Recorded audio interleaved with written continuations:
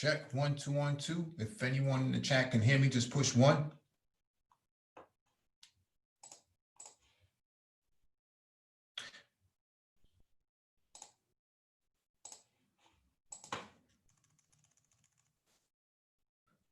Martha, can you hear me?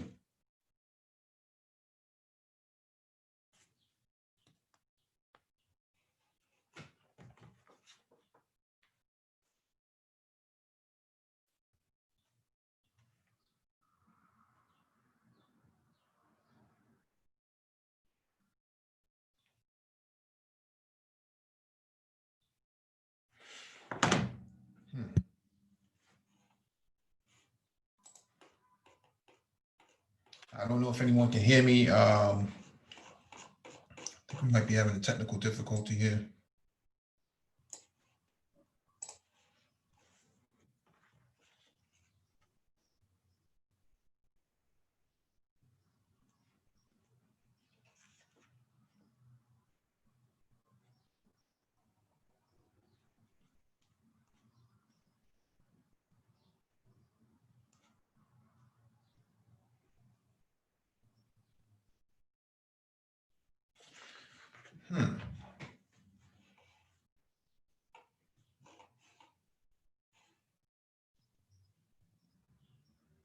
Complex, can you hear me in the chat?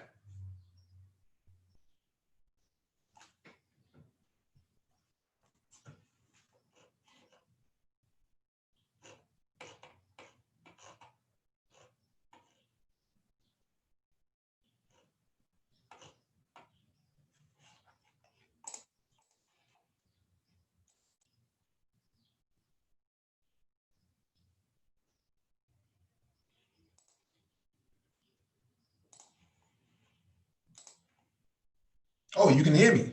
Okay. Yeah, I'm not sure what's going on. Martha seems to be having some issues. Just give me about 30 seconds. Let's see if we can figure this out.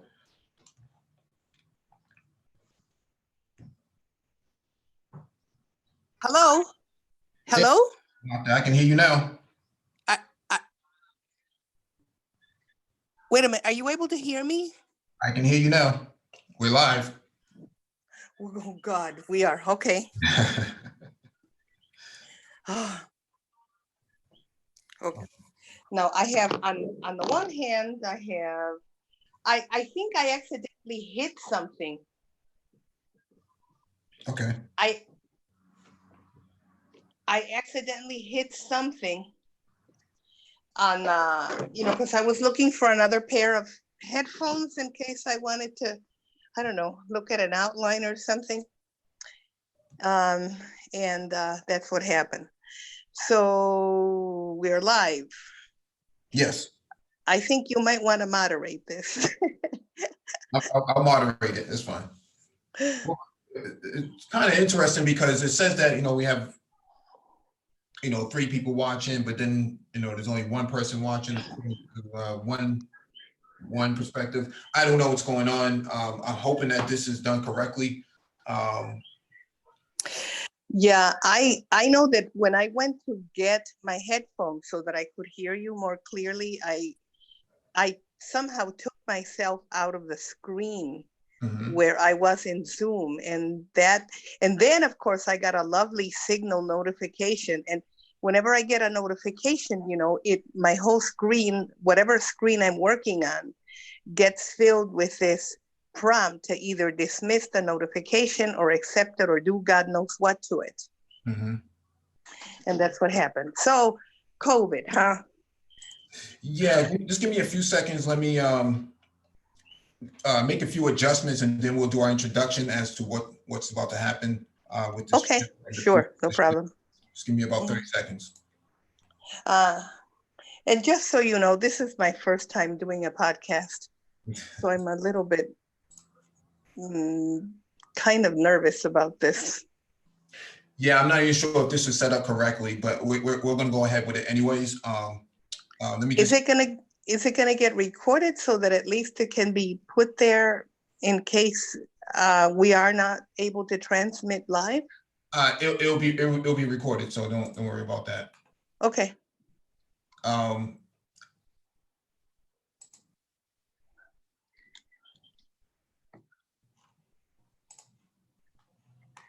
Yeah, this is going to be interesting. Yeah, Complex, thank you for the confirmation in the chat. Complex is a new subscriber, so thank you to Complex for actually subscribing. This channel, Engineered Disaster Talk. Engineered Disaster was an event that was hosted here in Boston locally a couple of years ago, and brought together various groups of underserved and disenfranchised people during, during times of natural disaster. It was during the hurricanes. Yes, the natural disasters.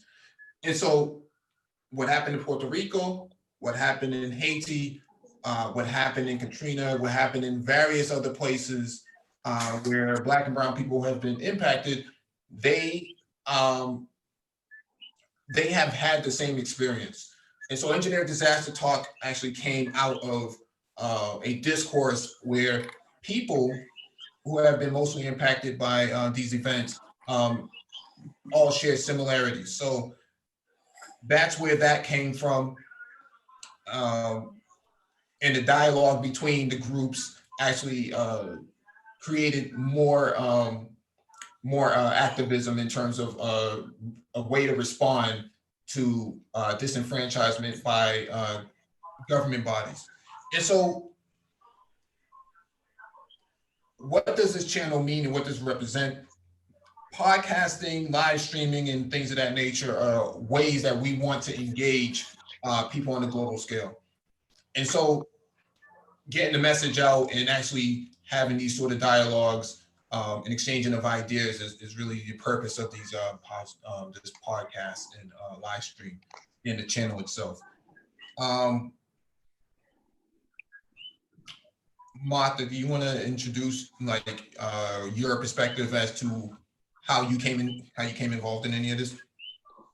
Yes, well, actually, I was at the event that was held in 2018 at the Engineered Disaster event. And this was right shortly after the events of Hurricane Maria that we experienced, where we experienced over 4,000 deaths.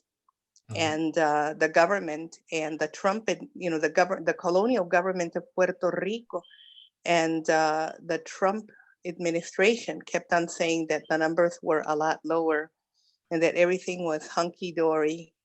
And in the meantime, we were for months and months and months without electricity. And many parts of the island not only did not have electricity, but there was also no water. And if it wouldn't have been for the efforts of the people of Puerto Rico themselves and those people in the diaspora, as well as US citizens who decided to cooperate directly with us, people would have been in a lot worse straits, than they might have been. They might have been starving, for one, because one of the things that was happening in Puerto Rico was that there were scarcities, partly because of administrative problems on our part, partly because the US economy in Puerto Rico is designed in such a way that we have no nutritional independence. So at least 80% of what we import, of what we eat, is imported from the United States. And at the same time, and at that time, nothing could come in. And you would hear on the radio, I don't have any publications to point to, but you would hear on the radio, that people were complaining that the US Army and FEMA would not unblock the airports so that the assistance that was being sent by people in the diaspora could get in. And then, people basically had to start taking groceries to other people and supplying other needs, because clearly the government wasn't doing anything. Absolutely. And And that's why we came up with the idea that, you know, what was done in Puerto Rico around Maria was great, but that it might be a good idea for communities to really start organizing infrastructure and other ways to help each other in situations like this, because the government is going to be doing things like, you know, giving bailouts to huge corporations, or engaging in fishy contracts with corporations like Whitefish in Montana, you know, to fix our our electrical grid.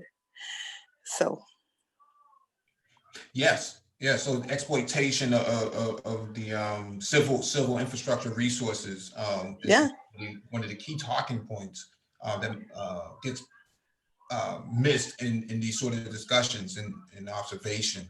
And so the way how I got, you know, I got invited to this event was from a Black perspective as to how were we impacted by this here in America. When you think about, you know, snowstorms and things of that nature, Northeast, you know, a snowstorm is a disaster. It's a natural disaster, especially if it's a yes, certain amount. You know, if you can't walk in it, you can't drive in it. You know, some of your staples, your most critical staples, are not yeah, available to you. You now have a food desert. We don't know how long this is going to last for. And they moved the snow in Boston. They moved it from, you know, from South Boston and some of these predominantly white areas. But when it came to predominantly Black areas, those areas were left untouched and unscathed. yeah, You were basically buried in, while the predominantly white areas, they shoveled the snow out into these big dump trucks, hundreds of dump trucks, and they would actually have this machine that would yeah, actually put the snow inside the machine, and it would melt the snow and turn it into water, and thus they found a solution for them, but not for Black individuals. So that's how I got involved in that sort of engineered disaster discussion and event, which I thought was a very beneficial event and timely too.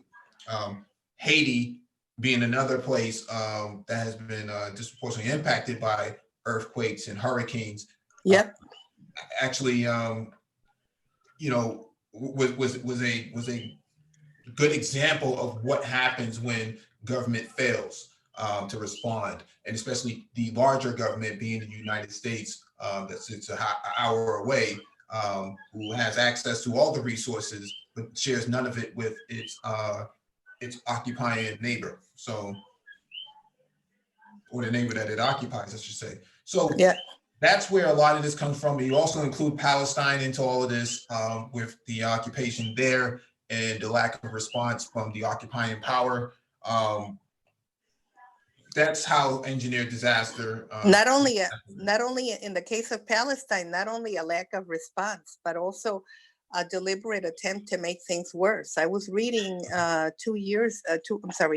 about 2 weeks ago, 2 or 3 weeks ago, I was reading a couple of articles that, if I'm not mistaken, well, one of them was published in Aleppo News, and it was all about how, you know, the IDF went in, somebody had started to build a clinic to start taking the people who were infected with COVID and putting them there. And they not only did not do that themselves, but they went and essentially destroyed, you know, what had been built thus far of the clinic, and took all of the building materials with them.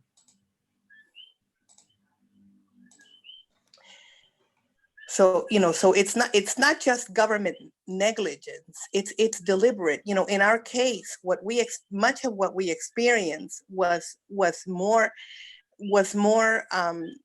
the consequence of deliberate action, deliberate negligence, than incompetence. For instance, we experienced, for instance, about 2 or 3 weeks during Hurricane Maria, where people were there had been a curfew had been implemented, and there were gasoline scarcities, and people needed gasoline not only to transport themselves to the more remote towns to see how, their family had fared from the impact of the hurricane, but also to do things like keep insulin, cool. Those people that had diabetic relatives or that were diabetic themselves, they needed a way to keep the insulin cool, or they needed a way to keep a ventilator or an oxygen tank plugged, if you had some sort of respiratory problems. Well, the government of Venezuela, so we had no gasoline. They kept on saying there are no gasoline scarcities, but people would wait. I remember my mother and I waited literally over 12 hours to get, a tank, to get a couple of gallons of gas. Mhm. And so, people would literally sleep near the gas stations, risking, that they would get arrested for violating the curfew because they needed this gas desperately. In the meantime, Venezuela offered us free fuel, and the United States refused it on our behalf without, of course, consulting us, because what else does a colonial power like the US does? Yep. And and of course, and its puppet here in Puerto Rico did likewise. So we had no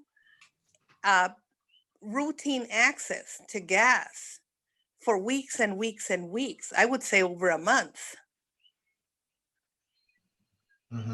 because of this. Mhm. And the problem wasn't that you couldn't, roll your car down the city streets. It was you couldn't have other things. You couldn't have ice for insulin. You couldn't have electricity for ventilators.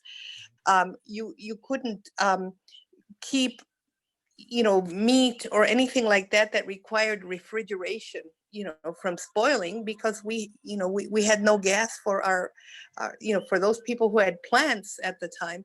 They had no gas. So that was deliberate. I'm sorry, it was. Absolutely it is. Absolutely it is. Um, gonna bring up a point. You know, that happens, and the victim is always blamed for Yeah. the situation, right? All those people, they should do this and what they should do, and what they shouldn't do, and they don't realize that the very people who are in power politically are the ones who are causing a lot of these problems. So victim blaming, victim shaming is also a part of the process. Yes. Yes.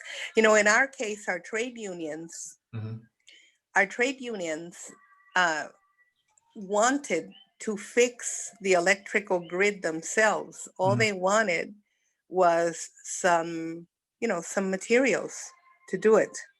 And the government refused to let them fix the electrical grid themselves. By the way, in that case, Cuba and Mexico offered to come in and fix the grid for free, and they refused. But they also did not allow the union of electrical workers here to do that, because what they wanted to do was to spend millions and millions of dollars to hire companies like Whitefish. I mean, this company was a dinky company in Montana that had 2 workers at the most, or 3, that had never fixed, an entire electrical grid for a country before. I don't know if they've done it for cities in the United States. I kind of doubt it with that kind of personnel, but they clearly had no experience fixing an entire, grid in a country. And they wanted to hire them. They wanted to hire, they hired Cobra, and the the wages were obscene. You were talking about paying, like a line watcher, $300 an hour. Those were the types of salaries that were factored in. I don't know if that's what they actually paid their workers. You know, our electrical workers get $24 an hour, and they accuse them all the time of being greedy, of having, aristocratic wages. when that's not the case. You know, so they wanted to fix the grid. They wouldn't let them. They spent millions on purchasing generators to power one of the grids, the grid of Palo Seco. You know, and they were paying like $70 million a pop for each generator.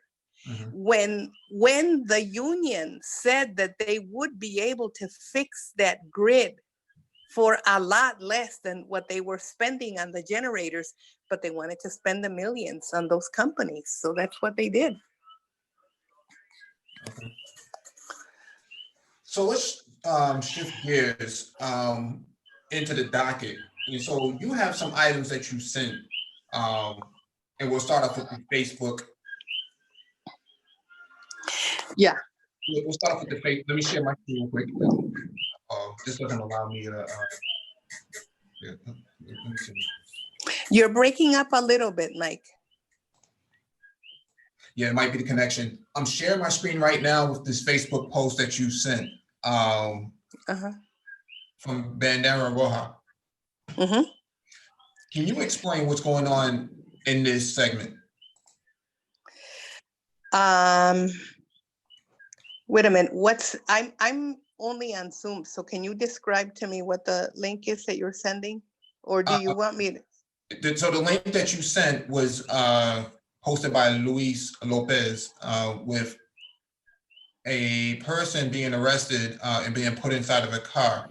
I don't understand the context because I don't read.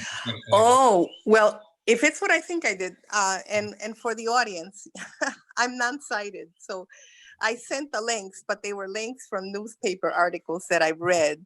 The arrest here, it's the only one that I saw. The arrest here is the arrest of Giovanni Roberto. Giovanni Roberto is a young man here. I believe he's a student at the University of Puerto Rico, though I could be mistaken on that one. But one of the things that he's known for basically is he, along with other comrades of his and friends of his, they have what are called social dining rooms. And what they essentially are collectives that get food together and they cook it. And they offer it to people who, for one reason or the other, are not having access to food. And he was arrested by the police of the current colonial governor of Puerto Rico. Her name is Wanda Vasquez. And the reason he was arrested was because on the day before May 1st, which, by the way, they were refusing to let us have demonstrations for May 1st, even though the people organizing the demonstrations were guaranteeing that they would not violate, the regulation concerning social distancing, because it would be like a rolling demonstration in a caravan. And they still wanted to repress it. And the commander of the area, of the police area in San Juan, actually had the audacity to announce that since the May 1st protest was not something that was contemplated in the governor's executive order mandating the lockdown, that it would not be permitted. So Giovanni Roberto was arrested the day before in what was called a caravan for life. And the reason they had that particular protest was that one of the things that was happening here was, a lot of people obviously were not able to go to work. Those that still have jobs, they were not able to go to work because of the lockdown. In some cases, farmers were not even allowed to tend to their crops during the lockdown. But they weren't letting people go to work, but they were also not getting any unemployment benefits because they spent $5 million on a call center so that people could supposedly process their petitions either over a call center, over a phone, or to process them online. And both systems collapsed. People would call, nobody would answer the phone.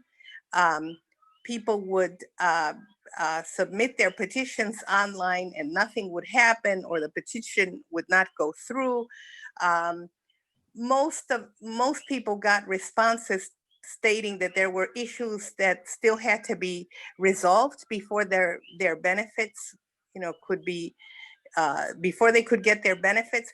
So a lot of people were being forced under this lockdown, but they were also not being given any alternatives as to how they were going to be able to, find food or any of the other things that they needed. Like people who suddenly found themselves having to um, uh, apply for WIC, the nutritional program for mothers and infants. They weren't getting those benefits. And so the people from the social dining rooms were demanding that the government at least open up, the school lunchrooms, right? So that they could deliver the food to at least the students that were no longer going to school, the students that needed them and their families. And people actually had to take the government to court in order to open some of those dining rooms, some of those lunchrooms, because they didn't want to do it. And so they had a caravan, what they call the Caravan for Life, demanding that the government be more responsible about if you're going to keep people locked up, then at least figure out how they're going to eat. Blast it, and open the lunchrooms and give people their unemployment benefits, and let people have SNAP. Well, so he got arrested. Now, he wasn't violating the social distancing regulations. He wasn't doing any of that. He was in a bleeding car, and they still arrested him. It looks like during daylight. Oh yeah, they're very they're very brazen about that sort of thing. Now, while people were not getting their benefits, they used the lockdown, to do a whole bunch of things that they knew would have generated huge protests had there been no lockdown. There was a huge scandal with the whole process of purchasing, the test kits for COVID. So because what they did was they used the opportunity to direct the money for that purchase, to people that were donors of the party, of the governing party, people that the governing party was familiar with. So one of the companies that they used for purchasing these kits was a company called Apex Construction, and they were willing to give them $38 million. These are the same people who say that we don't have enough money for molecular tests, by the by. Okay. They were willing to give them $38 million. They gave them an initial payment of $19 million for now, this is a construction company. So what I would like to ask is what kind of expertise would a construction company have that would allow them to determine whether the kits they're purchasing from elsewhere would conform to whatever regulations govern those kits? What expertise would they have to determine whether those are the kits that we need, that they will perform as they're supposed to?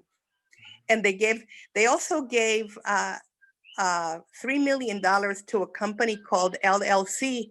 I believe I think it's related to, there's a journalist by the name of Yolanda Vélez Arcelay, who talked about how this company is related to Apex, or maybe related to Apex. They gave them $3 million for the same thing. They gave a company called Castro Business, which, brace yourself, it's like a teeny tiny store, or whatever, a hole in the wall that sells alcohol and food, like grocery items. They gave them, I think it was $1 million to also purchase tests.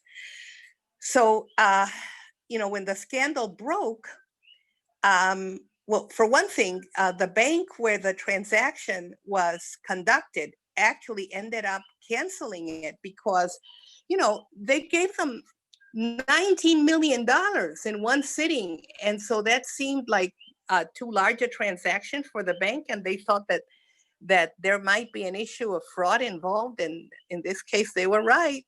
And so they canceled it. And then, right now there have been legislative hearings on this, because the other scandal with this is that the purchases were not even processed by the so-called health department here, but by people linked to the administration in Fortaleza.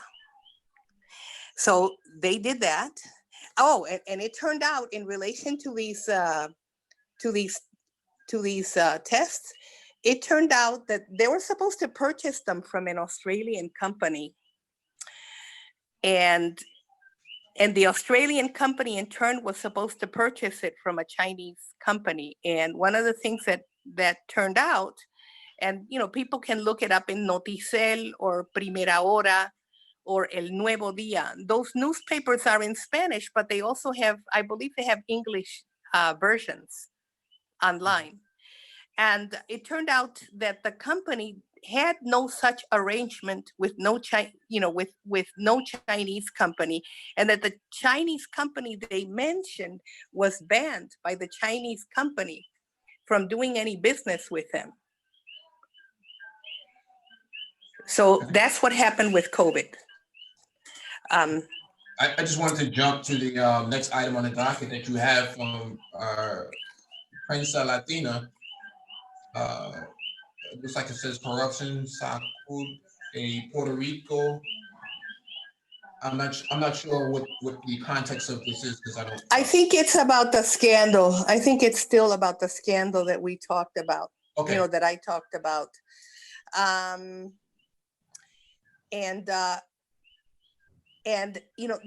That one of the other interesting things about this darling little scandal here is that the lawyer for Apex, who was processing the transaction with the government of Puerto Rico, he himself had been a functionary of not the current administration, but the governor's former boss, who was forced to resign because of issues of corruption last year, and because of some chats that were uncovered where he expressed himself. He was making homophobic comments, like anti-female comments and so on and so forth. But Juan Maldonado, the lawyer for this company, was in charge last year under the administration of Governor Rosselló. He was in charge of, I don't know if you know this, but we have an island that is part of Puerto Rico. The island is the island of Vieques. It's the island where the U.S. Navy had been bombing us with depleted uranium bombs, for many, many years.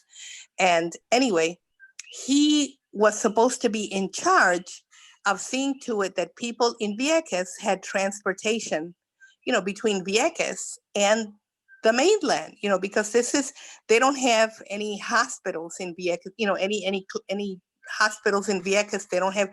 So this is where they come if they have a doctor's appointment. And in many cases, this is where they come if they need to purchase something that is not available in Vieques.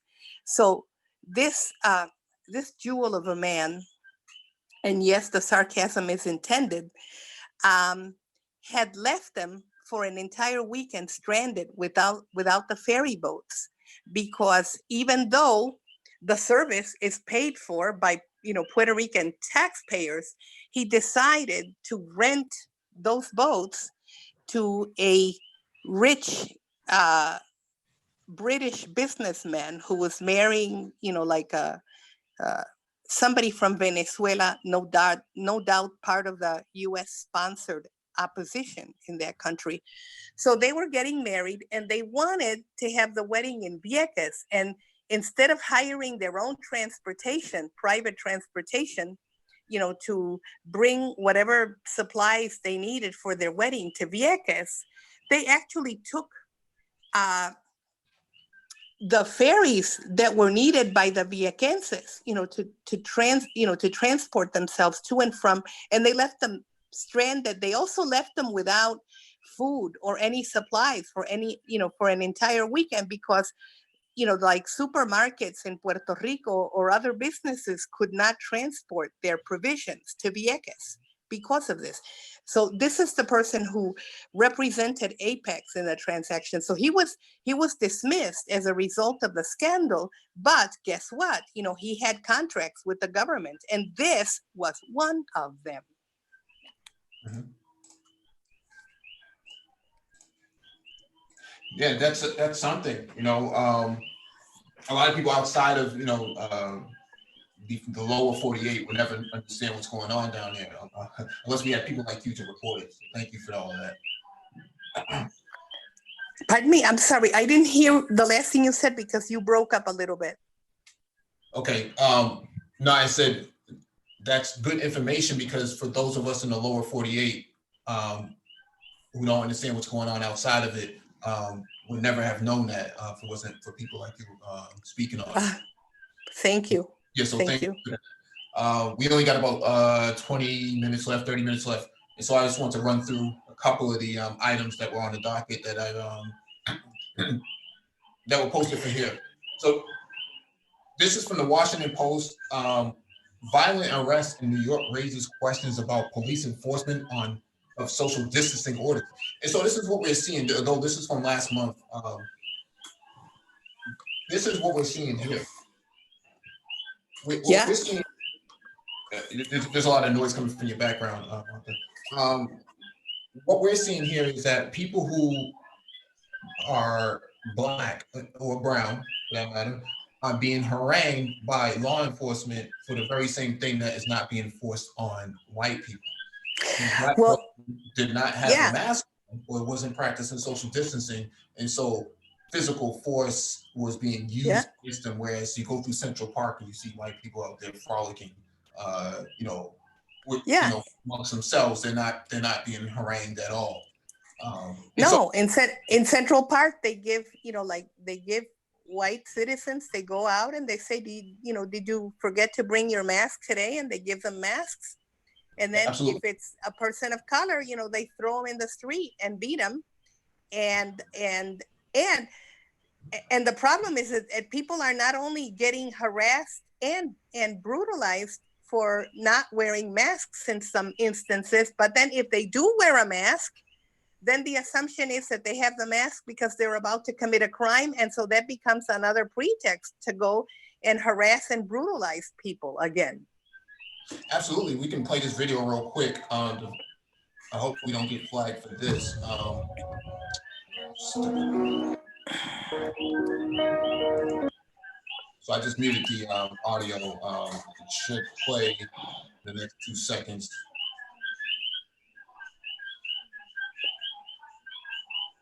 Should I put my phone on the desk or something so that there's no breakup?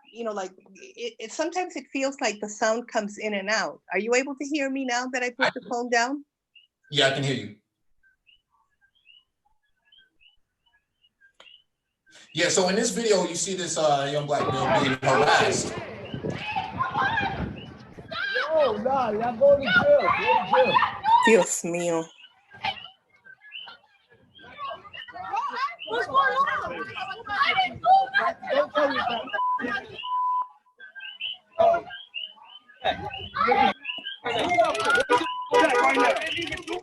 Back.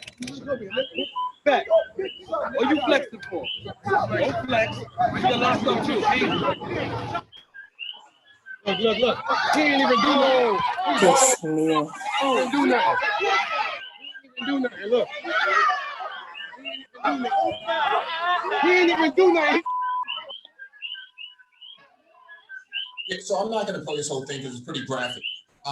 Yes. Yeah, I'll stop sharing the screen. The point that I'm making here is this is going on all over the place. Okay. Yeah. This is going on all over the place, especially New York.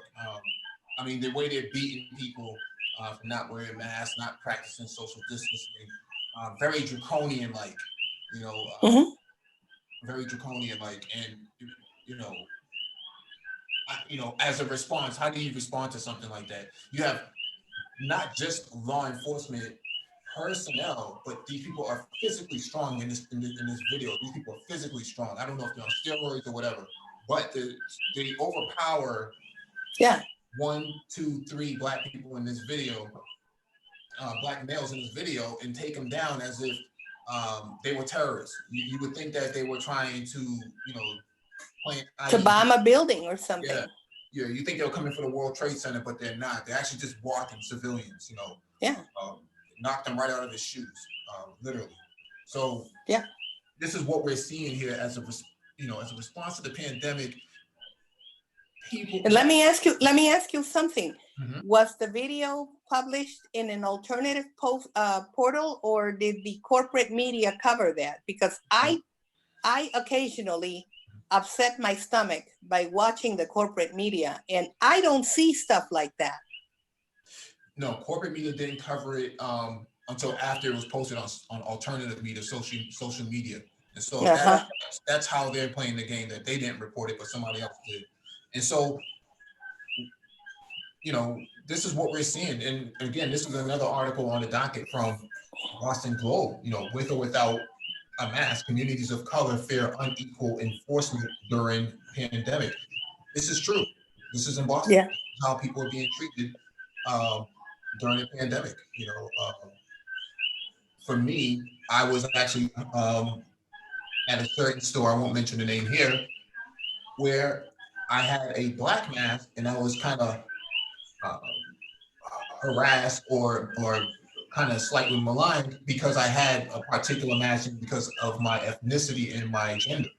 And so, whereas the white the white personnel or the white person who had a flimsy sort of mask, you know, they were not being, you know, treated differently for having the mask, or not even having the mask, not having PPE, is what I should say.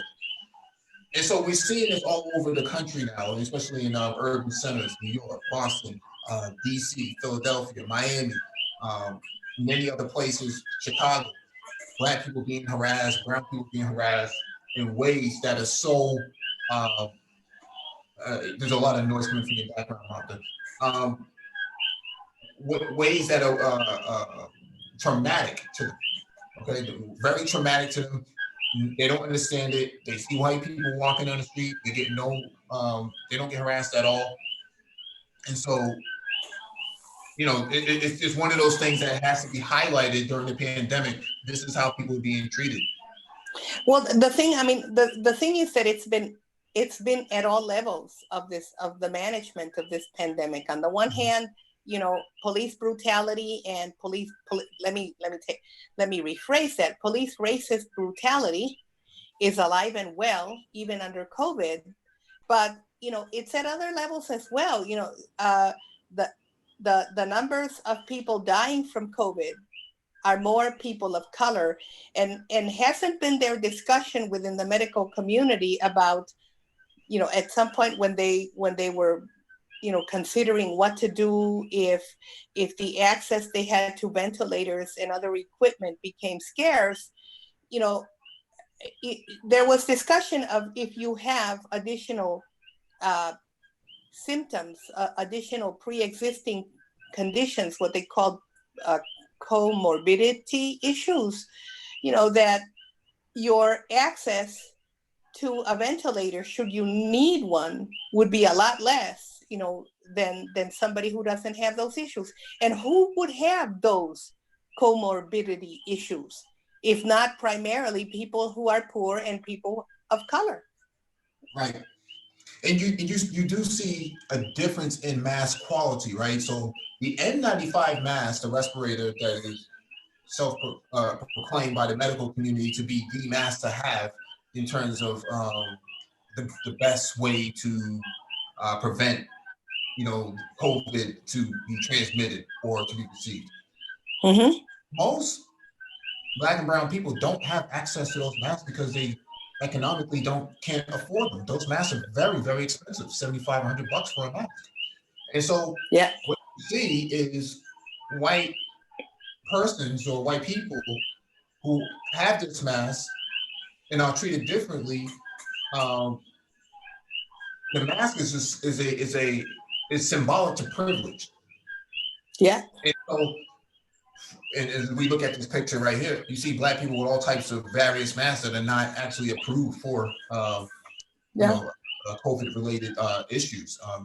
Although You should yeah. see the masks here. I have one that's it's like this little piece of like fake satin, and that's what you put on your face, and that's what you're supposed to wear to protect others from your infection if you have it, or to prevent getting infected. It's ridiculous. I don't even, so then wearing a mask, does not have here, the enforcement of that has nothing to do with protecting anybody, but it does have plenty to do with the fine that you will have to pay if you're caught not wearing the mask. Right.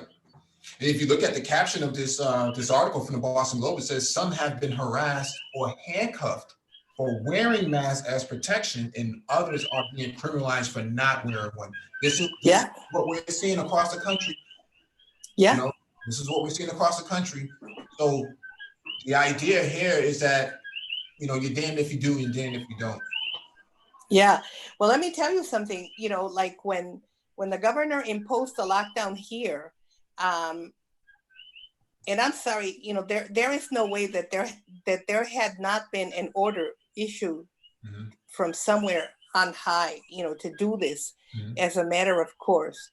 So I guess to give us a taste of what they would do to us, right? Like if we violated any portion, the slightest syllable of that regulation. I think it was, there was a lawyer here by the name of Mayra Lopez Mulero. She has a radio program on WKAQ. It's one of the corporate stations. And one of the things that she talked about, I think it was a couple of days right after the lockdown, one of the things that she talked about was that even people who were like conducting their movements within the constraints of this lockdown order, like you were supposed to be able to go out if you had to go to a doctor, or if you had to go to a pharmacy, or if you had to go get groceries, or to take care of someone else. And so the police, there was a case in Isabela, in the town of Isabela, where there was a gentleman who had had an eye surgery, and he was traveling during the day, not during curfew hours. He was traveling to his doctor's office in order to do a post-op routine check on his, not a routine check, a post-operative check on his, his surgery. And the police made him go home. He could not go to that appointment. So if he had any complications with his surgery, too bad, so sad, because the cops made him go home. And understand that not for him, not being able to make that appointment that day didn't necessarily mean that he could do this appointment a day or two later. Because on the one hand, the appointments, with doctors here can take months, for people to have them, because of the because of the lack of resources that the so-called health care system here has. You know, a lot of doctors don't get paid on time, or they don't get paid enough, so they leave. And so because doctors have left, now it takes months to get any kind of an appointment. So that on the one hand. On the other hand, you have a situation where doctors, most of the time, because of COVID, are recommending that people stay home. By the way, even when people call to report, you know, that they have that they have been in situations where they've been near people that have been exposed to the virus, you know, they're told to stay home. So this guy was not going to be able to meet his appointment, you know, do a second appointment right away, and they made him go home. As I said, they were not letting, you know, some farmers tend their crops. Well, they clearly were not allowing farmers to do like open air markets, you know, like outdoor markets. Yes. They weren't letting them do it. They allowed Walmart to sell their stuff, you know, and you would wait in extremely long lines, you know, but the possibility of contagion there was no problem. And so they would do that. There were cases where people were beaten up by the cops simply for traveling, you know, to go get food, you know, or you know, some other thing that they needed. There was a couple in San Juan that were traveling in a bike, in a motor. I don't remember if they were bicycles or motorbikes, and they were stopped by the police, and about, you know, like 6 or 7 policemen, you know, like basically took this person and they all beat him up, you know, and supposedly that's being investigated now by the mayor of San Juan, because Fortaleza said diddly about this. Mm-hmm. Mm-hmm. I wanted to get to the last piece on it. We got about 10 minutes before we close out. This is from Press TV. Palestinian political prisoners abused by Israel during COVID-19. Not surprising. Not surprising. Not only that, I saw something on Press TV also a couple of weeks ago where they you know, some of the prisoners have been taken to doctors that have been exposed, you know, that have been infected by COVID. And, you know, they're also the subjects of all kinds of heinous experiments whenever they fall into Israeli hands. So. Mm-hmm. Yeah, so, you know, this is, you know, this is trying times right now. What the pandemic has done, it has exposed everything and everyone for what they denied was already there to begin with. But just so you know, I think it's important for people to understand, because whenever I criticize something that our government or that the United States does in regards to stuff like this, you know, like somebody, especially people in the United States, often tell me that this is what all governments do, that this happens all over the world, and that is not true. I mean, I find it very ironic that countries like Venezuela, like Iran, and like Cuba, who are the subject of, you know, strangling sanctions, literally strangling sanctions. You know, the sanctions can, you know, the United States bullies other countries into not selling these countries anything, no medicines, no food. And in the event that some country agrees to sell them something, then the United States blocks the transaction. Like when Venezuela or Iran want to pay for something, they block the transaction so that it cannot go through. And so of course they can't purchase the good or service. And in spite of that, Venezuela has managed, and Cuba have managed this pandemic a lot better than the US, with all of its billions and trillions and resources, have. For instance, in Venezuela, tests have been done. Tests continue to be done. One of the things that they do is, and you'll see it if you watch Telesur, or if you watch VTV, which is another Venezuelan television station, or if you read Telesur, which is available in English, you'll find videos and pictures of Venezuelan and Cuban doctors going door to door to visit people, to see who has COVID and who, to give them tests. And they have, like Venezuela has what they call El Portal de la Patria, the homeland's portal. And in that portal, one of the things that you have is a page where if you think you might have COVID, you can list your symptoms. And within hours of you filling in the questionnaire on the portal, you get visited by Cuban and Venezuelan doctors. And one of the things that they're able to do, because they do this, is, and by the way, about 18 million people have registered on that portal. And one of the things that they can do is, because they test people, they can separate those people who would need, hospitalization for COVID from those people who might need medical attention for some other condition, that is not related to COVID. You can separate those people from people who tested positive, but that have no symptoms.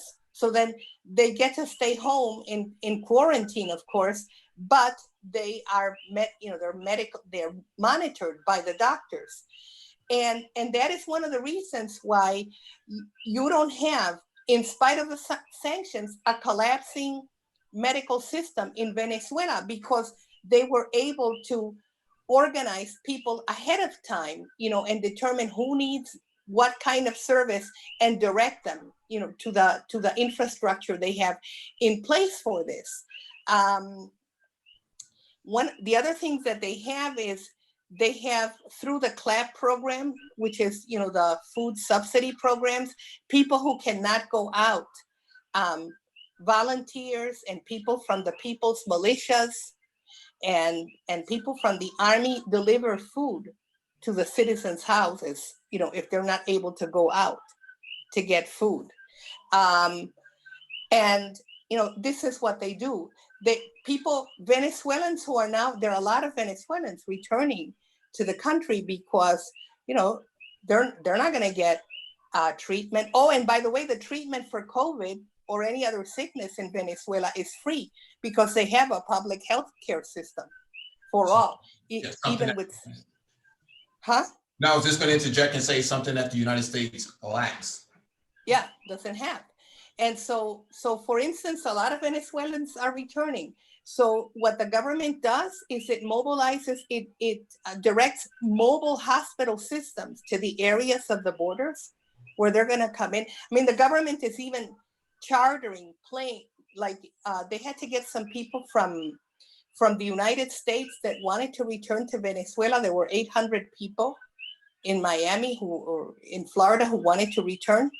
And the government of the US refused to let their planes in, right, to pick up these people. So they had to, I guess, hire planes from Mexico to do this. And when they come in, they get tested,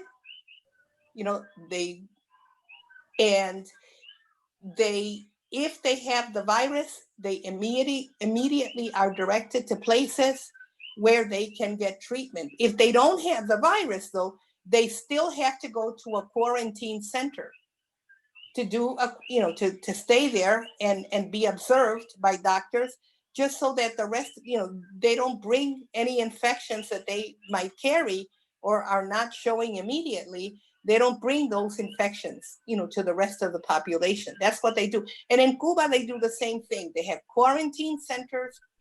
Tourists, were all taken out of the hostels, and they were put in hotels at the government's expense, and where they could be medically monitored. The people obviously have a public health care system. Trump says that the Chinese didn't warn them about this virus when the Chinese was communicating with the World Health Organization since December 31st. Excuse me. you know, and in January, they were giving them the sequence of the virus. In Cuba, the minute they heard about the virus, the minute in January, their doctors were already receiving training on what this virus was and how they were supposed to, you know, take care of it. They were setting up the wards, you know, like for people who might need intensive care and ventilators. And of course, the Cubans have also been involved in providing COVID treatment to other people around the world, including Venezuela. And it's one of their medicines, as a matter of fact, that has been responsible for having, you know, helping people get better. In China was one of the first places where they used it, and in Italy. And isn't Italy recommending now that they get the Nobel Peace Prize, by the by? I don't know. I've never heard of that one, but yeah, I saw it the other day. Yeah, it doesn't surprise me. It doesn't surprise me. But the idea, you know, to your point that, you know, that China didn't share this information with the U.S. Well, they shared it with the WHO. You know. Yeah. Well, you know. They shared it with the WHO, and they knew they shared it in December. So if he chose to be an indolent, irresponsible twit, you know, and not do anything about it, that's not the Chinese people's fault. And in Iran, you know, where, you know, the sanctions have especially affected a lot of their medical, have been intended to affect a lot of their medical system. In Iran, they've tested over 38 million, no, I'm sorry, about 78 million people. Right. You know, and it shows, you know, I just want to make sure we cover this one last piece before we close out. Let me share my screen real quick. Trump closed the pandemic office, or the office of pandemics, okay, national security. Trump closed this in 2017, okay, when he came in. Yeah. The office of pandemics would be the ones to respond to something like this in advanced time. He blames China, he blames the WHO, but he doesn't blame himself. And so this is what is a part of that engineered disaster. Okay? A disaster created by an administration that